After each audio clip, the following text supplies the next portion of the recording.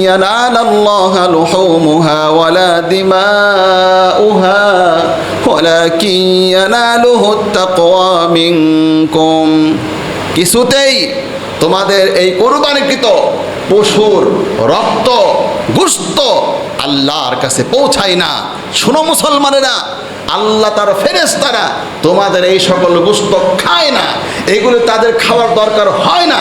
আসলে ফেরেশতাও কোনো খাবার গ্রহণ করে না, আল্লাহও কোনো খাবার গ্রহণ করে না। জাহিলিয়াতের যুগের লোকেরা তারাও কোরবানি করত। এই কোরআনের মধ্যে বলা আছে, তাও আবার এই সূরাতে না, এগুলো অন্য সূরাতে, অন্য জায়গাতে। ওয়ালিকুল্লি উম্মাতিন জাআলনা মানসাকাল লিয়াযকুরু ইসমাল্লাহ। প্রত্যেকটা যুগের জন্যেই আমি কোরবানির বিধানকে নির্ধারণ করে দিয়েছি। এটা সেই শুরু থেকে হয়ে আসছে, এবং কে জন্যই তো আদম আলাইহিস সালামের ছেলেরা পর্যন্ত কোরবানি করেছে। সেটাও তো 6 নাম্বার পারাতে আছে। জাহিলিয়াতের যুগের লোকেরা কোরবানি করার পর, তারা কোরবানি করার পরে যেটা করত, কোরবানির কিছুটা রক্ত কিছুটা গোশত নিয়ে কাবা শরীফের দেয়ালের কাছে গিয়ে ঘষে দিয়ে আসতো, আর মনে করতো এগুলো আমরা নিয়ে গেলাম আর এগুলি আল্লাহর ফেরেশতার দিয়ে দিলাম। এই রকম বুকামি পর্যন্ত ওরা করতো। তখন এই আয়াত নাজিল হয়ে গেল, আরে বেটা, এই সকল গোশত গরু এগুলো তো আল্লাহর কোনো দরকার নাই। আল্লাহ তোমাদের থেকে কি দিতে চায়, কি নিতে চায়, তোমরা তো সেইটা নিতে পারলা না। সেটাই আমরা এইবার কোরবানির ঈদে সেই গুরুত্বপূর্ণ তথ্যটাই দিতে চাচ্ছি। 2টা জিনিস আমার সামনে চলে আসলো। একটা হলো সালাম। কোরআনুল আযীমে যে 7 সালাম রয়েছে, ঐতিহাসিক 7 সালাম, ওই 7 সালাম কি জিনিস? একজন মানুষের দেহের মধ্যে একটা সমস্যা দেখা দিয়েছে, রোগ, তার মানে সে অশান্তিতে পড়ে গেছে। ওই 7 সালাম পরে ফু দেওয়ার সঙ্গে সঙ্গে অশান্তি দূর হয়ে শান্তি চলে আসবে। জোরে সুবহানাল্লাহ বলতে পারলেন না? কোরবানির সূরাতে 7 সালামের এই পারাতেই 5টি সালাম নিয়ে এই পারাতে আলোচনা করেছে। তাও আবার দেখে নেন কি দিতে চায়। চলেন, আমি যেভাবে বুঝেছি আমার সাথে হাঁটি হাঁটি পা পা করে ওই দিকে চলেন, দেখেন কি চলে আসে। দেখাচ্ছে আল্লাহ পাক। 1 নাম্বার সালামটা এই পারাতে শুরু হয়েছে, এখান থেকে শেষ পর্যন্ত, এর আগে কোনো সালাম নাই। 1 সালাম, প্রথম সালাম, সালামুন কাওলাম মির রাব্বির রহিম।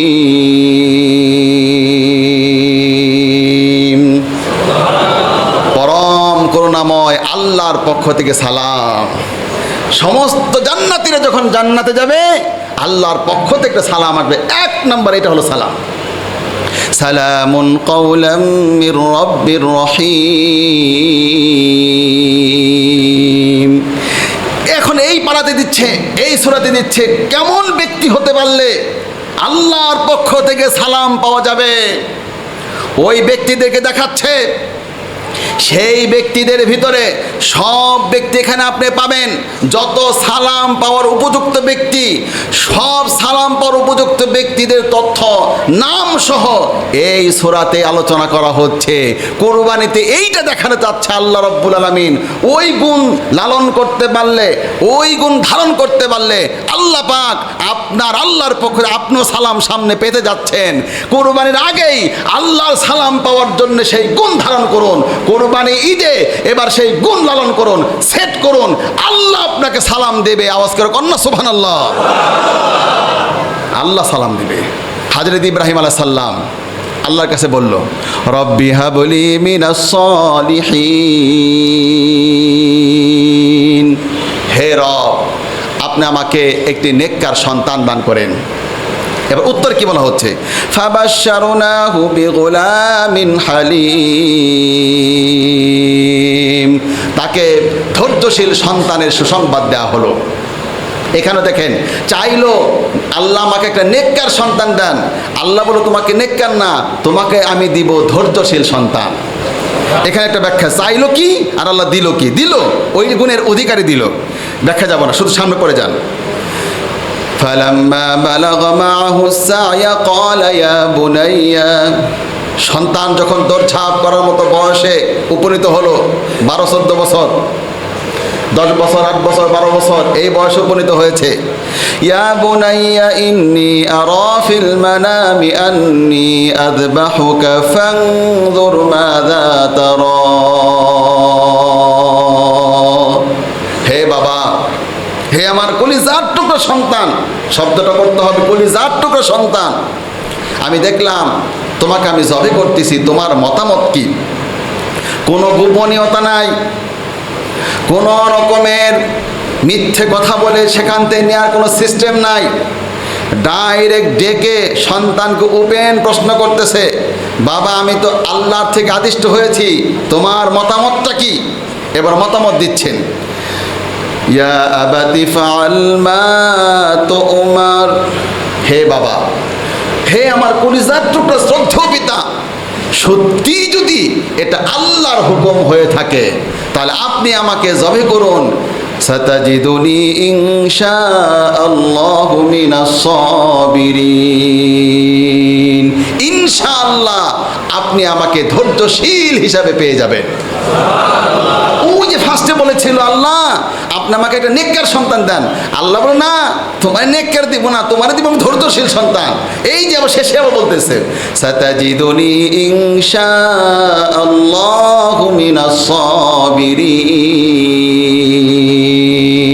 হে বাবা, সত্যি যদি এটা আল্লাহর হুকুম হয় তাহলে আপনি করতে থাকেন, আপনি আমাকে ধৈর্যশীল হিসাবে পাবেন। আমি নাড়া দিব না, লাফ দিব না, কান্না করব না, নিষেধ করব না। আল্লাহর হুকুম যা আপনিও করতে থাকবেন তা। জোরে কন্যা সুবহানাল্লাহ। শুধু শুনতে থাকেন। কি বোঝা যাচ্ছে? আনুগত্য। কি বোঝা যাচ্ছে? আনুগত্য। কি বোঝা যাচ্ছে? আনুগত্য। আল্লাহ যা বলল ওই দুইজন ব্যক্তি বাবা এবং তার সন্তান সঙ্গে সঙ্গে তা মেনে নিল। এই সূরাতে খালি কি দেখাচ্ছে ভাই? সুবহানাল্লাহ, সুবহানাল্লাহ। মানুষ কেন এগুলো জানতে চাচ্ছে না? ফালাম্মা আসলামা ওয়া তাল্লাহু লিল জাবিন। দুজন আত্মসমর্পণ করলো এবং কাঁধ করে শুইয়ে দিল। ওয়ানাদাইনাহু আইয়া ইব্রাহিম।